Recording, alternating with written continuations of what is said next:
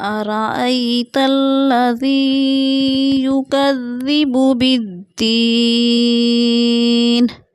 فذلك الذي يدعو اليتيم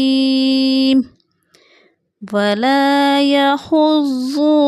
على طعام المسكين فويل للمصلين الذين هم عن صلاتهم ساهون الذين هم يراءون ويمنعون الماعون